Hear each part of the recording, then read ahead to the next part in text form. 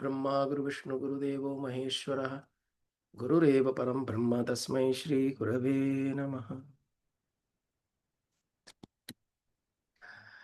यातिर्यन्नरदेवताभिरहमित्यन्तस्फुटा गृह्यते यद्भासा हृदयाक्ष देह देहविषया भान्ति स्वतो चेतनाः तां भास्यैः पिहितार्कमण्डलनिभां स्फूर्तिं सदा भावयन् योगी निर्वृतमानसो हि गुरुः इत्येषा मनीषा मम।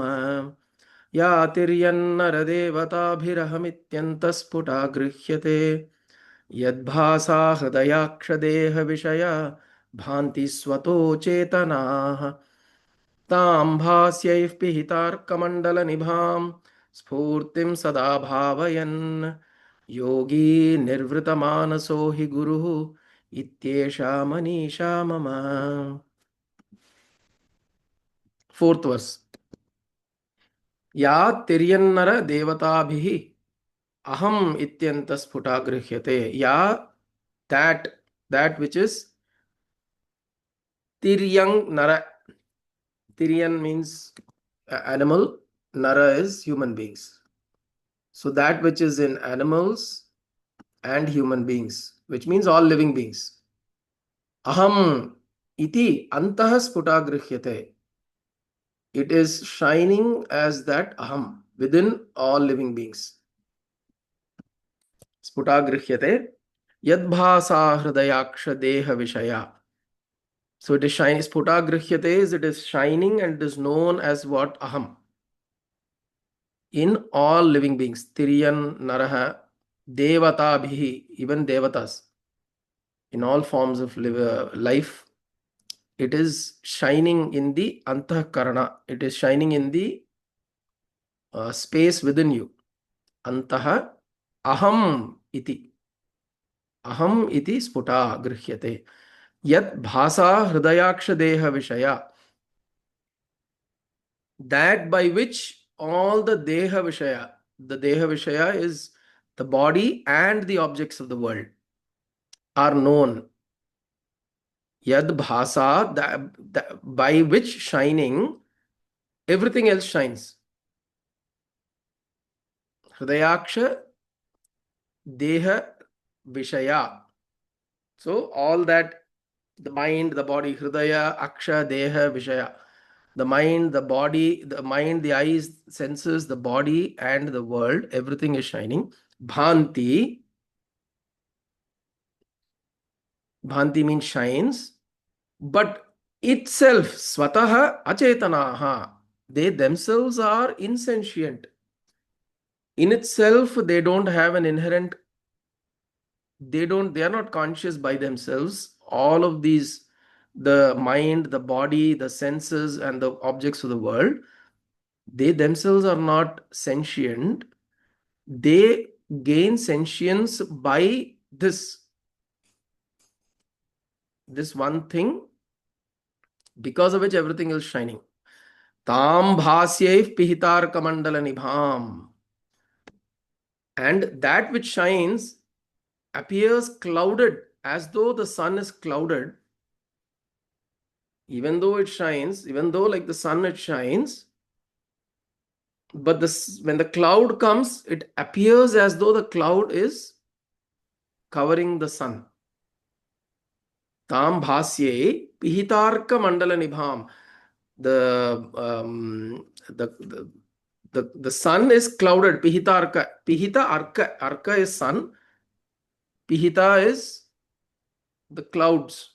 Clouding of the sun, the way it appears as though the sun is clouded. But the one, sada bhavayan, the one who really knows that it is the arka that he needs to see. The arka, that which is continuously there, sada bhavayan, such a yogi nirvrata manasaha, such a yogi who is established in this truth, remaining within him, saha or sa guruhu, saha guruhu iti esha manisha mama. Such is my conviction. Such a person is my guru. Hmm? So this the uh, this is the fourth Mahavakya, Ayam Atma Brahma. First one is Prajnanam Brahma from Aitareya Upanishad of the Rig Veda. Second one is Aham Brahmasmi from Yajurveda. Yajurveda, Brihadaranyaka Upanishad. Third one is Chandogya Upanishad, Samaveda, Tattvamasi. And fourth one is Ayam Atma Brahma. This Atma is Brahman. This is from the Mandukya Upanishad of Atharvana Veda. So these are the four Mahavakyas, right? So this is the fourth Mahavakya. And in this, what he is starting to say is that you are experiencing yourself as I. And everything experiences itself as I. Everything. A small child, when it's growing up, actually it does not experience itself as I. It talks about itself in the third person, if you notice that.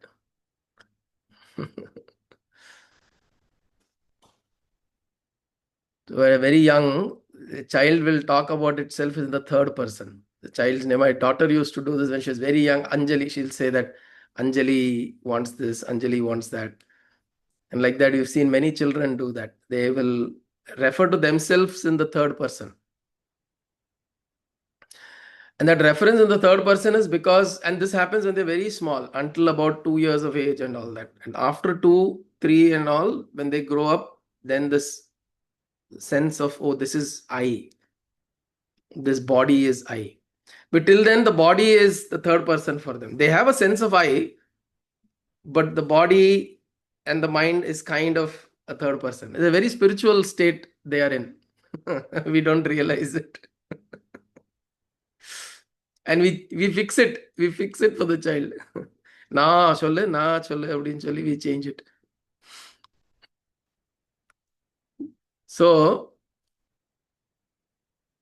the recognition of I, whenever a child is born, whenever any being comes into existence, a conscious being comes into existence, the recognition of I is instantaneously there, which means I exist. Asti, jayate, vardhate, viparinamate, apakshiyate, vinashyati. There are 6 forms, 6 stages of what is called as different stages of change that any being that comes into existence goes through. Asti, jayate, vardhate, viparinamate, apakshiyate, vinashyati. It comes into existence, it is being, it grows, it changes, it starts decaying, it gets destroyed.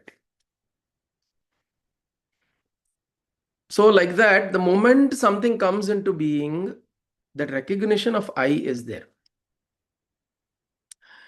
Animals may not be able to experience it and be aware of it. Animals know that I exist, which is why they try to protect themselves. Right? You see, all of us have this tendency to protect ourselves because I have a very strong feeling of this I. Only thing is that I is defined by the body and the mind. And only in human beings we can look a little further. We can see a little further to see what is this I? Is this I really the body? Is this I really just the mind? This investigation can happen in a human being. Investigation cannot happen for animals. Animals they experientially, the I is there.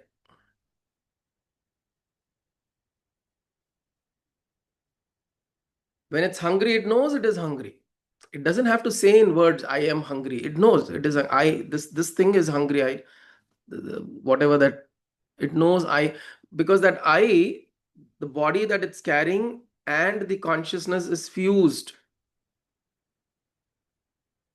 The body and the consciousness is fused and recognized as one entity. And it is so for us also. It is like that for us also. But we have the ability to sit back and look at ourselves as extracting ourselves from the body and the mind. We have the ability to do that. This investigation we can do. We're constantly reading, studying, understanding, and also contemplating. So he's saying, Ya Tiriyannara Devata Aham iti sputagrihyate. In all these forms, living beings, even Devata also, same thing.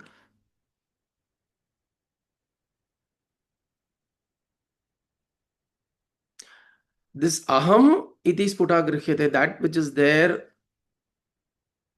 it is continuously existing as this presence, as this I within you. You may be aware, you may not be aware. And whenever you become aware, it is not suddenly coming into being. It is being there. When you become aware, you know that, oh, this I was also there when I was not aware. See, that's the beauty of this thing. Which is why spiritual sadhana, they say, wherever you are, start from there. Because in that way, nothing is really lost. I mean, when you're that, there is no real new knowledge that is being gained here, really. If you look at this in a very objective way, there is no real new knowledge. It is not like today, oh, I have to go and learn AI and then I will know how to use Chat GPT. Otherwise, I will not know. It is not like that. It is a matter of us pointing it out to ourselves. And when we are not aware, it's not lost. It is not lost. But the moment you get aware, you will know that, oh, it is always there. Correct? Now you become aware of the I and you look back at the age of 5, 10, 15, 30, 40. You look back and say that, was that I missing there? Did it suddenly appear now? No, the I was there. I was not aware. At that time, my sense of I was this body and mind. But now I'm seeing something, oh, there is something that is continuously coming along. Without me choosing it or not choosing it. There is no choice here. You have a choice to be aware or not. There is no choice of its existence. Sat Chit Ananda. That the existence has no choice. You cannot wish it away. So that existence that is there, that presence that is there, it continues along with us. The only practice what we are doing is bringing our attention to it. Practice what we are doing, bringing our attention to it. The more we practice bringing our attention, the more we make that as a center of attention, the less other things will start becoming important. Like there is a saying I had sent in the Yatra group, if you remember. There's a Swami who said, when the rivers merge into the ocean, when one comes to this understanding of this consciousness, this conscious principle, Bhagavan, this is what is existing here, one comes to that understanding, pains don't vanish, problems don't go away, they become insignificant. They become so insignificant. See, when you ask artists who are so engrossed in their work, or even people who are in the corporate, when they work, they're sitting and working. When you're so engrossed in some work, if there are disturbances, they are insignificant. You'll have a mosquito bite, you'll just hit the mosquito and you'll continue. Maybe AC is not working, fan is not working. You'll feel a little discomfort, but you'll ignore it because you're so engrossed in the work that you're doing.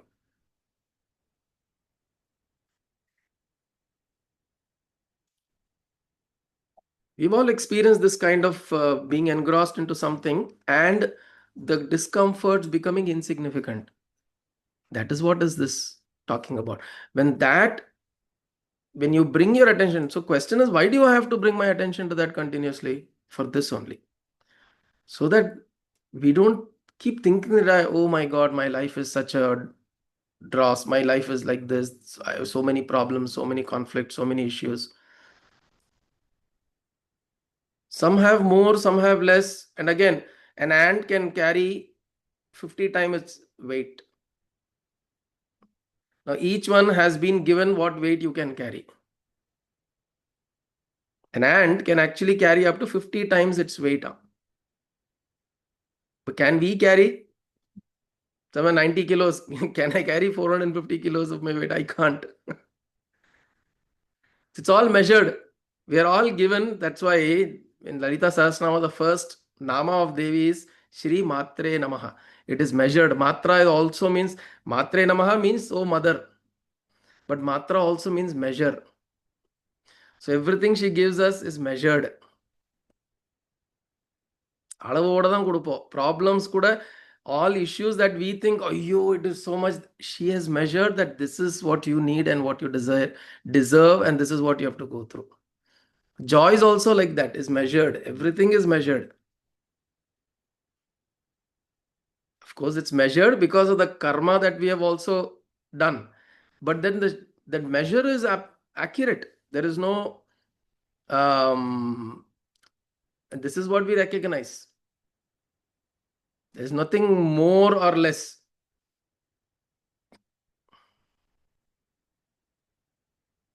Right? There is no more or less. It is very, very individual. What each one carries is what each one can carry. Even in Christ, Jesus Christ, you remember there was this, when he was walking through the streets, he was put first. Before nailing onto the cross, they whipped him, lashed him, and all that, and they put the cross on him, and he had to carry the cross through the streets of Jerusalem. He had to carry it to the place where the crucifixion was to happen. While he was carrying, there were people who were trying to come and help him, and they were not able to. And you know what he told them? He said each one has to carry their own cross. It's a very profound statement. Each one has to carry you have to carry the burden of what you are, what you've been through, what you've done, whatever it is. You have to carry your own burden. We cannot say he is not that, he is not getting so much problem I am having. No, you are having your problem that is measured out for you. That's cut out for you. So when you recognize your life, why is this important? Why do we talk about suffering so much? Why is Buddha also spoken about suffering? Because if you want suffering to reduce, suffering will not reduce by wishing it. By shifting your attention, by doing things, again, like one example I told, I love this example. When you want a mango on the tree, you don't hit at the mango.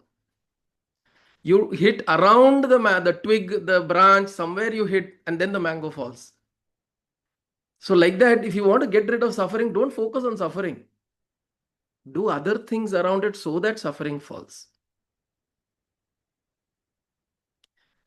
Right? The significance of suffering should fall off for us. Don't wish suffering off. It will, whatever needs to go through, prarabdhaya samarpitam. I surrender myself to prarabdha. Whatever is happening, let it happen. But may I work around it in a way that I do things in a way. So this is where you bring your attention back to this aham sputi is aham iti sputa grhyate. Antah sputa grhyate. Within me, this aham is there. Let me bring my attention back to it again and again. Ya tiriyannara devatabhihi aham iti antah sputa grhyate. Yad bhasa hridayaksha deha vishaya bhanti swato chetanaha. So he says, This light is there, it is shining, and hence, because of that, my eyes, my nose, my ears, my touch, my skin, and then the world, everything is shining. So, this consciousness within me shines my mind. The mind then, in turn, shines my sense organs. My sense organs, in turn, then shines the world. Vishayaha. This is the sequence of knowledge, of knowing. When there is, suppose you are in a dark room, there is no way for light to enter into the room, but there is sun outside. How do you bring light into the room? Suppose all windows, everything is open, but still it's in the way the room is constructed, the sun is not able to come in directly. What do? You will take a reflective material and place it such that the sunlight reflects on that reflective material, and then the light comes into the room and the room lights up. This is called chidabhasa. Chitabhasa. Chit abhasa is that the light of the reflected consciousness. In simple terms, it's called reflected consciousness. So mind is the reflected consciousness. It's like the moon. If the sun is the consciousness within, the mind is the moon, reflected consciousness.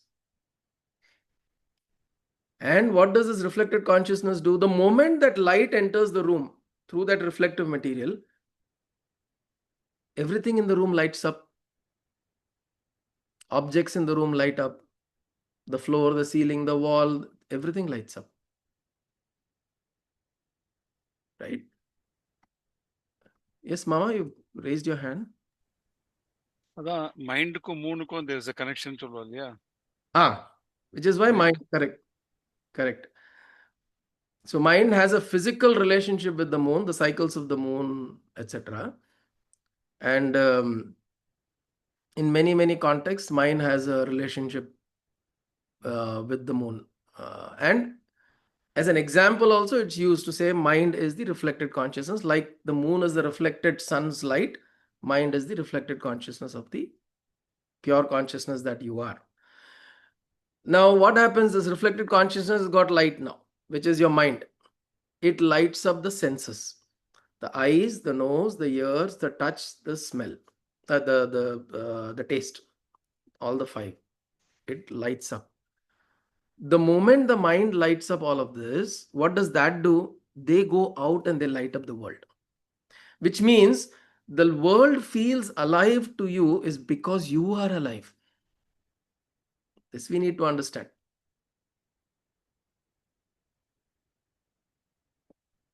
Because I am alive, the world feels alive. It is not the other way. See, the world may be alive. If there is a dead body there, the Sukshma and the Karana Sharira, the Shariras have all left. Even if the world is dancing around, see, look at this. A dead person, people are all dancing around him. Does he know anything? He's gone. You go to Kashi, Manikarnika Ghat, you'll see dead bodies are placed on that pyre, and then there'll be people who will dance around, and then thing will be burning. The thing that burning there doesn't know anything about people dancing around, doing whatever they're doing. Nobody. You see in the streets of India, Chennai, and some places, you'll see this person will be sitting in a chair with a 1 rupee coin on the forehead. Life full, he wouldn't have got that procession.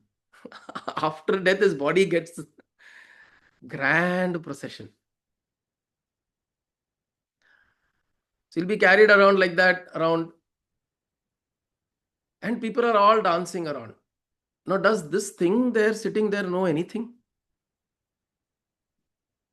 There'll be full vibrancy. People will dangan pantu. They will be singing, dancing, kutadichendrapa. This thing that is sitting there has no sense that all this is happening because life has left that place. So even if there is life around, for that thing, it doesn't matter. So For us, something is alive is because I am alive.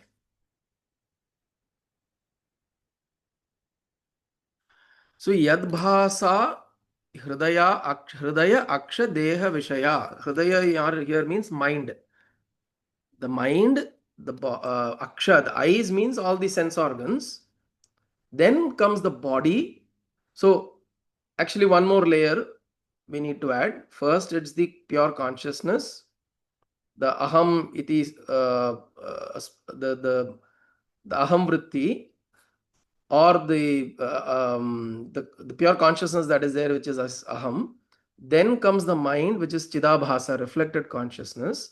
From the mind comes the aksha and the eyes and the other sense organs. From that comes the body. So in only through the sense organs I know even my body. Correct? How do I know my body, the deha? It is only through the sense organs. How do I experience this body? By இது Sorry? ದೃಗ್ದೃಶ್ಯ ವಿವೇಕಾನವನ್ನು ಕೊಡ್ತೀಯೇ ಅದೆಲ್ಲ ಇದು ಉಲ್ಟಾ ಮಾಡಿದೆ. Correct. ಅದೆಲ್ಲ body and the eyes and then the finally the consciousness. Correct. ಅದನ್ನ That is a prakriya. The drigdrishya viveka follows a prakriya where from the outside you try to draw yourself inwards.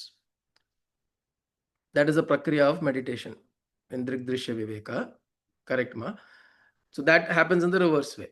So you see the world, and then you see your body, then you come to the senses, and then you go to the mind, and then you go to the consciousness of Atma. Here, Panchakosha Vivekali ಇದೆ ತಾನೆ ಗುರುಜಿ? Panchakosha is also the same, exactly the same. So here we are trying to notice how from here the whole creation is happening. The idea of creation, or the idea of that consciousness, is always there. It is reflecting in the mind, and because of that light of the mind, reflected conscious light of the mind, my senses are reflected now, or senses are lighted up. Because the senses are lighted up, body is lighted up. I get access to knowing that this is the body. Because the body is now lighted up, I know the vishayaha, the world, the things of the world. Right? Even the thoughts are also lighted up by the light of the mind. So all of this is active in my presence. Yadbhasa hridayaksha deha vishayaha bhanti swatah achetanaha. They are all lighted up, bhanti. They are all lighted up, but they themselves are achetanaha. They themselves don't have life. This body, this finger doesn't have life. Takkan, I chop this off and put it on the floor. It's not going to stand up and say, why did you chop me off? It's not going to do that. It's going to fall off, it'll fall off, and it'll decay. Apakshiyate vinashyati. It'll decay and die. It's not going to stand up and say, oh, same thing. Things in the world are not going to come and tell you, look at me. Right? The plant is not, when you look at a plant is not saying, hey, where are you looking? Look at me. I'm here. It doesn't say that. When you are looking, you are enlivening it. The enlivening of that object, tasya bhasa sarvam idam vibhati. Everything that is lighted up there is lighted up because of this. It's just a way of contemplating. This is a meditating method for meditating, to sit down and see that everything is operating from here. Why do you need this? Again, to go back to that same idea earlier we spoke about, right? So that you bring your attention to this. You bring your attention to this constantly, and then you stay in that. So is it yadbhasa hridayaksha deha vishayaha bhanti swatah achetanaha tam bhasyaif pihitarka mandala nibham spurtim sada bhavayan. This is as though the sun is pihita arka. Arka is covered by the pihita, the cloud. In the same way, in our experience, this consciousness is clouded. So the question that Rama asks in Yoga Vasishta, Rama asks Vasishta, well, how am I not able to see this, Bhagavan?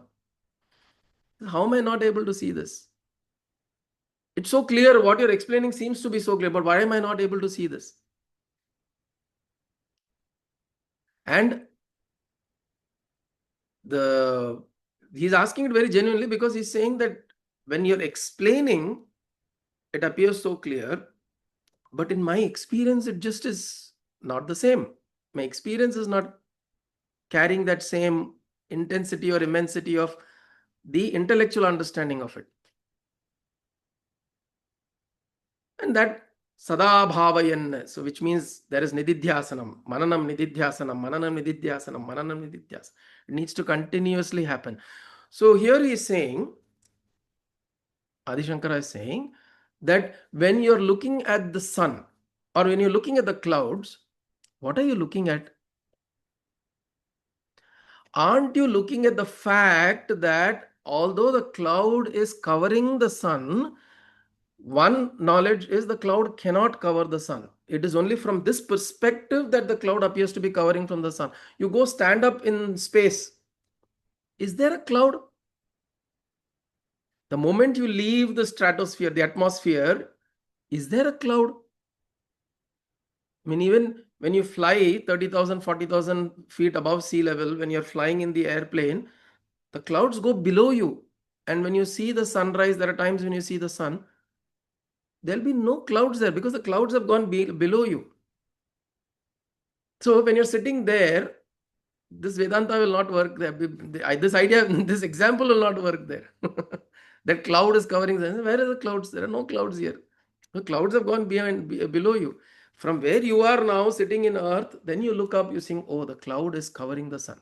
Actually, it is an illusion. There is no cloud that is covering the sun. From the point that I am seeing, it appears as though it's covering. So one knowledge is that. Second knowledge, how can you even see the cloud in the first place? Tam bhasyai.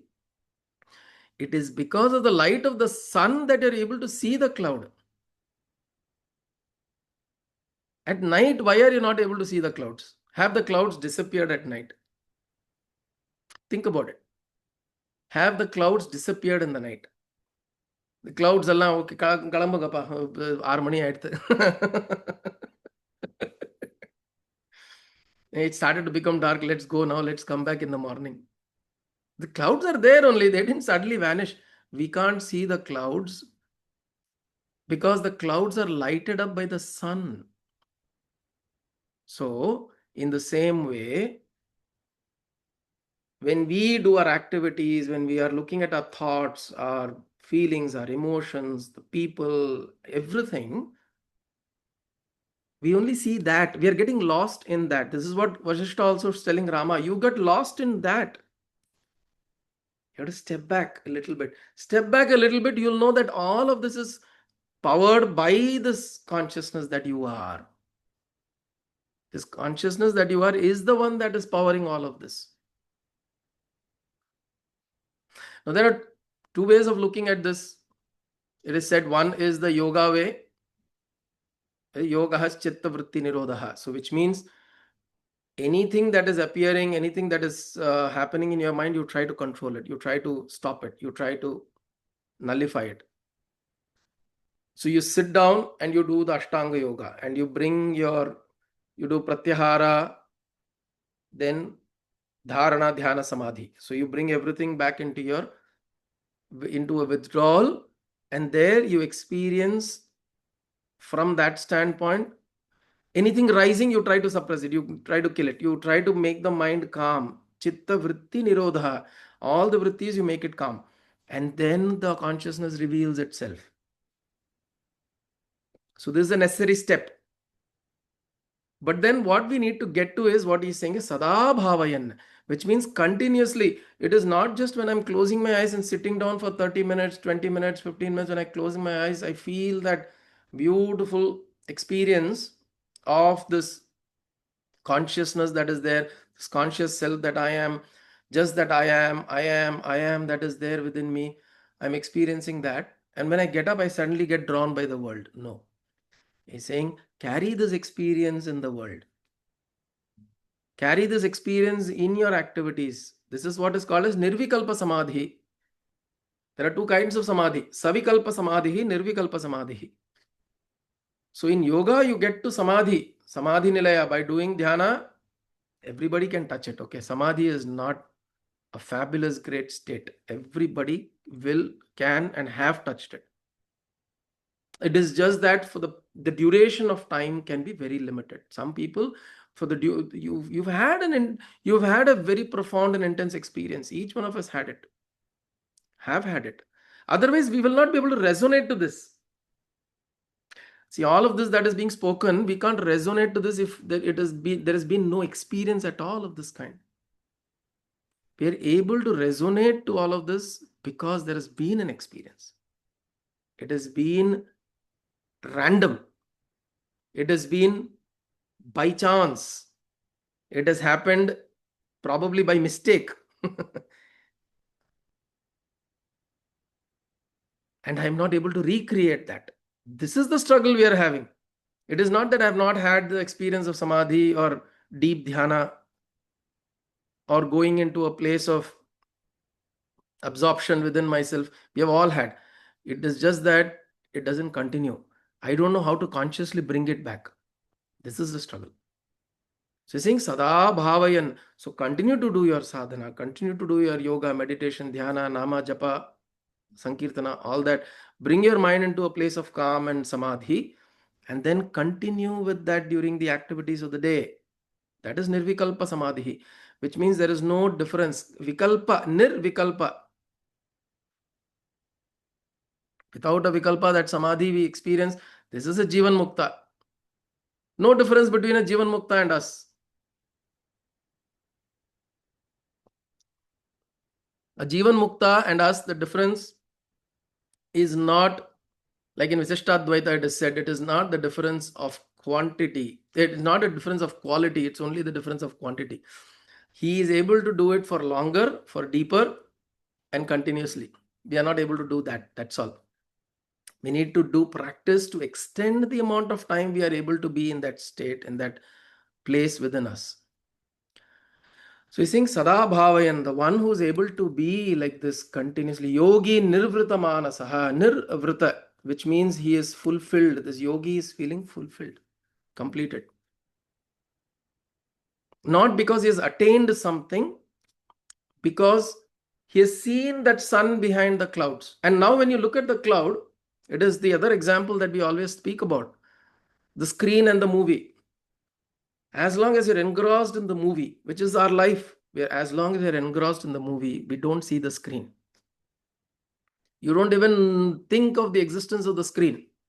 You go to the movie hall, do you ever think about the screen unless there is an interval or there is something that actually comes and closes it? That is when you see the screen. Otherwise, the recognition of the screen is not there at all. Your attention is completely on the movie or things that are happening on the screen. But the moment you want consciously, you can bring your attention to the screen to say that there is a screen behind all of this. All of this is happening on a screen. So like that within us, we can bring our attention to that which is happening, that which is constantly there behind all happenings. It is not happening. See, we need to understand that consciousness, this Atma that is there inside me is not happening. It is there. Everything else is happening on it. So he's saying, Yad bhasa tam bhasya if pihitarka mandala nibham spurtim sada bhavayan yogi nirvrita manasaha. There is complete fulfillment for this yogi. This fulfillment is not because he's acquired something. It is because he has become aware of that. He has become aware of that conscious principle which is inside him, which is unperturbed. You can go even to the extent of feeling extremely depressed and extremely agitated and frustrated and want to jump off a cliff. But inside, when you're going to that extreme, if there is Bhagavan's grace, if you are able to just see within you, you will see you are still undisturbed. It's fascinating. At the height of your frustration, your highest emotion, and when we say Bhagavan's grace, it is also because of practice. We should practice enough so that even at that state, we are there must be an ability to sit and look inside and say, listen, there's something within me that is not bothered at all. Undisturbed peace and calm exists within, whatever may be the turmoil. We are enamored by the wave and not looking at the water or the ocean. How many ever waves can come? See, even a tsunami comes out of an ocean. Does the ocean get bothered? Absolutely not. Yes, Mama. இல்ல the same the same principle I noticed. குழந்தை வந்து அழுதுன்னே இருக்கும். நடு நடுவில் அழுது அவ அம்மாவை பார்க்கும். அவ அம்மா பார்த்துட்டு இருக்கான்னா இன்னும் நல்லா அழுவும். பார்க்கல, அம்மா பாதரே பண்ணலனாக்கா கொஞ்ச நேரம் இருந்துட்டு நின்றுடும். Same way the mind when இந்த டர்மைல் இருக்கும்போது வாட் இஸ் திஸ், எனக்குள்ளே இருக்கிறது ஒன்று பாதரே பண்ணல அதை பத்தி அப்படின்னும் போது அந்த botheration will go away. Starts vanishing off. Absolutely. It's vanishing up. When you know something which is near to me is not bothered at all, then why am I making a small hill out of a small sand அப்படின்னு தோணும் நம்மளுக்கு. Absolutely. அதான் சில சமயம் வந்து நம்ம வந்து ராமருக்கே வந்து இதெல்லாம் தெரியல அப்படின்னும் போது நம்மளுக்கு ஒரு No, that vairagya, it is all about that vairagya setting in. Really, நீங்க சொல்ற மாதிரி இந்த படம் பார்க்கும்போது கொஞ்சம் அந்த ஸ்கிரீனோட ஞாபகம் வந்து ஸ்கிரீனை பார்த்துட்டோம்னு வச்சுக்கோங்களேன், படத்து மேல இருக்க இது போயிடும், அந்த இன்ட்ரெஸ்ட் போயிடும், right? And you will disassociate. That vairagya will develop. See, in fact, when we look at why is also important to bring our attention to that, sit down and bring your attention to that, because the moment you touch it, you taste it, vairagya develops. Vairagya develops. It's like saying, you look at the screen, the moment you've seen the screen, then you know that it's just a movie. Right? It's not going to bother me. It's not going to impact me.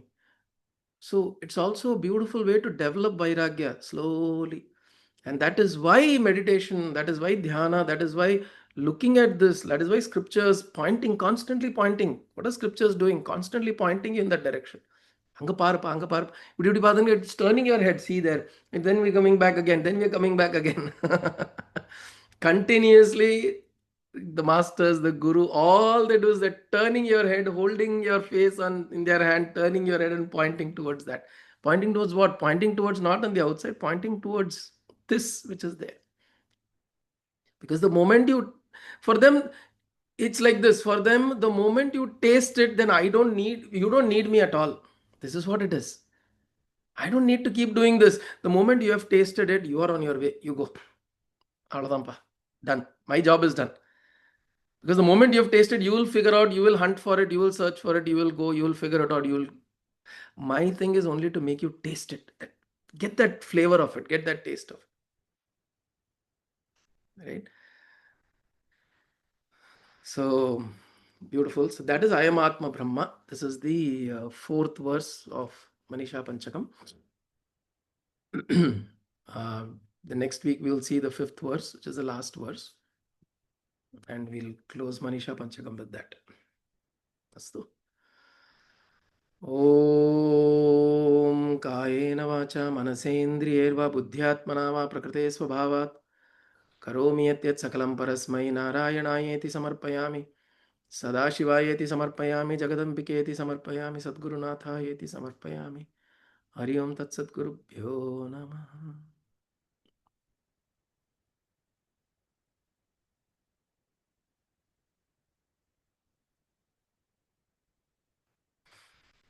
Gurudeva. Hari Om. Hari Om.